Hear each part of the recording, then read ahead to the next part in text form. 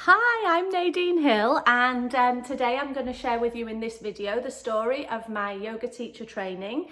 I went to Costa Rica at the start of the year, so I'm going to tell you all about that, what made me go in the first place, the decisions and the life events that led up to it, and then how things have changed for me since. So a good example of one of the things that has changed for me since is if I move out of the way, you can see a very nice studio where I teach yoga here every Sunday morning and Tuesday afternoon. And I've started to build quite a nice following in my local area, which is lovely. I'm getting some regulars coming back to my classes. I've also been teaching in lots of different other places. I'll go into those later on in the video. But I came to my Sunday morning yoga class over an hour early because I wanted to record this video. So I've got a peppermint tea. I hope that you're ready. Let's get comfy and I will tell you all about it. So let me just get comfy because I have to sit cross-legged. Even when I'm at my desk, I have to be cross-legged. Maybe I was destined to be a yoga teacher, who knows?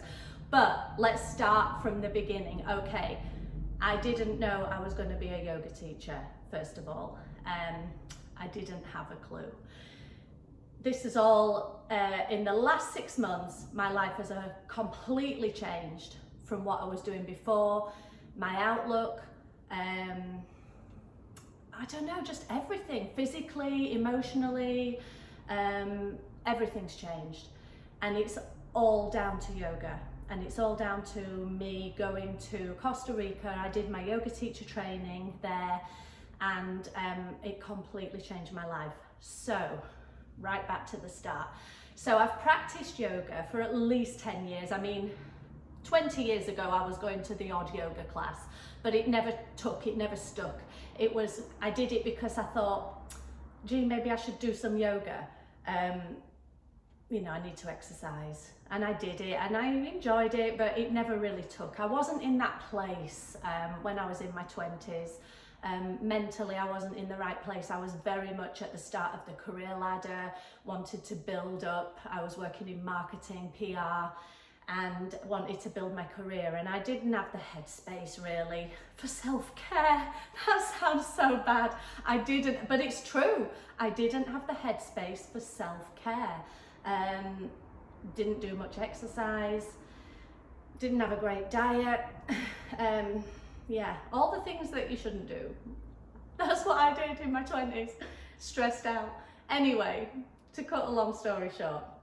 So in my 20s, working in marketing, living in London, I'm from Yorkshire, which is where I live now, and working all those years in marketing until eventually I got married and I had my daughter. I've got 2 children. My daughter came along when I was 28 years old. And at that stage, I had a nice career in marketing, but it didn't suit me anymore and I wanted to work from home. I wanted to be around for the baby. And so I started my own business. So for the last 17 years, because she was a couple of years old by the time I started this business, 18 months old. So for the last 17 years, I have been working from home, doing a variety of things. I set up a virtual assistance business. I became a blogger. I was writing blog posts, reviews, creating video content of reviews. If you scroll down my YouTube channel, you'll see some of the really old stuff that I did. And that was it. I was quite happy working from home, working around the family. But everything changed for me in September last year. So that would be September 2021. And my daughter moved away for university. My son is still at home. He's in his GCSE years, so he's still studying. And she moved away for university. Well, it's weird. You think it's not going to affect you. I was bereft. All of a sudden, my child was moving out. I still had my other child at home, but my eldest was moving out. It just felt like a huge shift in life stage. Everything I'd been doing up till that point, which had been working quite nicely, thank you, doing a decent job, everything I'd been doing up to that stage just felt old and stale. I didn't want to continue doing freelance writing. It just all felt like more of the same. I was ready for something different. I was ready for a life shift, I guess.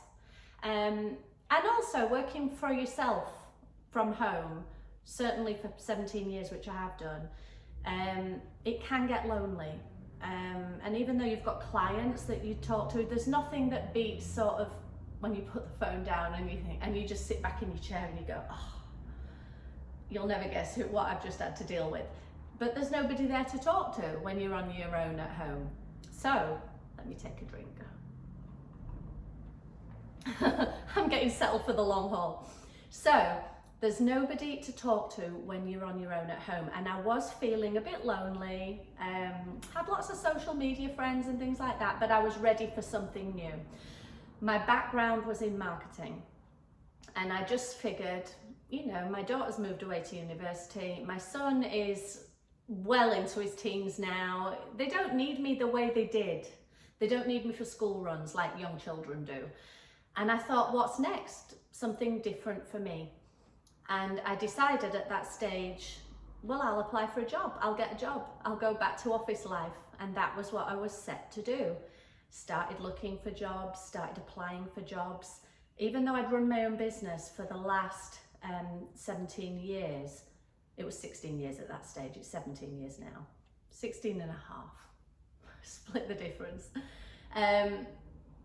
Even though I'd run my own business for that long, and I had amazing sales skills that I'd had to learn because I was never in sales before, but when you work for yourself, you have to develop some kind of sales skill, otherwise you'll never bring new clients in. So combined with all the digital marketing stuff that I'd done working from home, I was on all the social media platforms, learning and understanding how to share social content and in what context and how best to do it and all of this. So I had some really good, I'd kept myself well up to date, let's put it that way. Even though when I left PR and marketing the 16 years prior, social media wasn't a thing. But in the interim, while I'd been working from home, I'd kept myself well up to date with those skills. So I thought, I'm very employable, but for some reason it wasn't taking. It was not taking. I was sending out CVs to apply for these jobs that I knew I could do and do well. But some people wouldn't just write back at all. And then some I would get an interview, and I got down to the final two in about 2 or 3 different roles, different interviews, and for some reason I kept getting pipped at the post, and I just thought, I couldn't understand what it was. I thought maybe they think that I've been out of the workplace for the past 16 years, I'm not employable, or I don't know what it was. I mean, I must have had something there because I got to the final interview stage 2 or 3 times. It was just I never quite made it over that success line. And there was one job in particular around September. I'd been applying for jobs for a few months leading up to that. In September though, there was one job in particular I'd set my heart on. This is the one. This is the job I'm going to get. This is the reason why all the other jobs didn't work out. This was my mindset because it was perfect for me, absolutely perfect.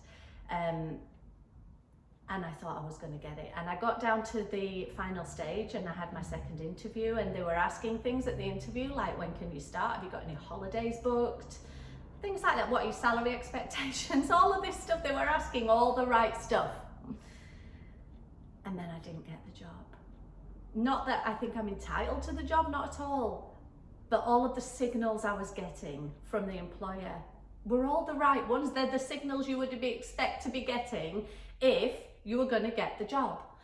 And I was getting all the right signals, but then they said, thanks, but no thanks. And it winded me. Yeah, it winded me. I thought this was the one. This was the reason I was going to be going back to work, and it winded me. So after that, I didn't have a clue what to do. What's the plan? I was going to be going back to office life. What shall I do? And not getting that job made me think, well, what do I do now? So I took a little time just to think, well, you didn't get this job for a reason. So what exactly do you want to do? What makes you happy? And I really started to look inward, and I really started to think about the things that I enjoyed doing and what makes me happy. Before I was using my head, I was thinking logically. These are my skills, this is my skill set, this is what I'm good at, this makes sense. And I applied for jobs on that basis. After I didn't get that particular job, I started to think, all right, never mind what makes sense. What do I actually want? What do I really want? And so when I started thinking that way, I started to look at the activities I was doing. Every day I like to get up, I go to the gym, I do my workouts, yoga as well as legs, bums and tums, aerobics. I like body pump, I like grit, I like spinning, I like step. I like all of these things over the years. It's taken me a long while to get here, but exercise and movement really is a major part of my life now. Movement is medicine. I just feel so much better when mentally and physically when I move my body. So I thought about all the things that I love to do, and yoga just kept coming up. Yoga, I love to do yoga. There's been more times than I can count where I've had, you know, when you've had a day where things have gone wrong and things are not working out the way that you planned, and you feel like shit and everything seems stacked against you. And on days like that, depending on like whatever time of day it was, because I pay gym membership, so if the yoga class that day had gone, or if there wasn't a class scheduled or something like that, I'd go to a different yoga. I'd go onto Mind Body app and I'd find a yoga class at a different place, and I'd pay for the mat to go and do a yoga class just to de-stress and get out of my own head. And so yoga is the thing that I kept coming back to as the thing that I loved and I enjoyed. And so wasn't planning on being a yoga teacher, but I thought, look, I enjoy yoga. I could do with a break. At the time we were coming in, it was December 2021, and Omicron, the COVID-19 variant Omicron, was running rampant through the UK at the time. And I remember Boris Johnson still is the Prime Minister at the time of recording this video.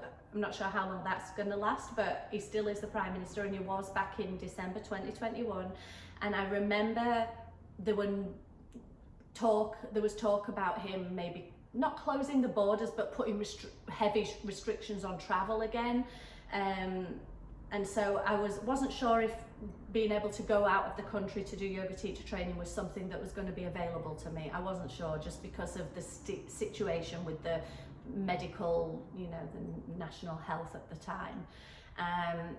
But I was looking around for yoga teacher training, and I just thought, what do I want to do? Let's do it. I could have done yoga teacher training in Yorkshire, where I live, but it would have taken place evenings and weekends over months and months and months, and I didn't want that. I was fed up. I was feeling miserable in winter, and I just wanted to get the hell out of here. So I looked into yoga teacher training to start in January, and I looked for warm places. And my list included Costa Rica, where I ended up going. I looked at India, I looked at Bali, I looked at Florida even. I looked at lots of different places, and then gradually I started whittling the list down. India I ditched as an idea, because at the time their COVID protocols were such that you would need to quarantine for 7 days upon arrival in their country before you can do any kind of mingling or any kind of yoga teacher training. And I didn't want that. I wanted to be able to fly where I needed to be and get on with it and not have to quarantine. So I dismissed that. I dismissed Bali, Indonesia. I dismissed that area just because the time of year, it's their tsunami season, their rainy season. I didn't want to risk being caught up in any weather related dramas. And so I whittled down the list, and eventually Costa Rica, a place I've never been, never really thought of going either, but that was the number one choice. And I picked a school which not only would teach me 200 hours of yoga teacher training, but it would also teach me Ayurveda. And this is a subject that was of great interest. So yeah, so I whittled it down and decided that this is where I was going to go. And because I've done a lot of talking, and thank you if you've stayed with me this far, let me just take a short break and take another drink, reset, and I will continue my yoga teacher training story.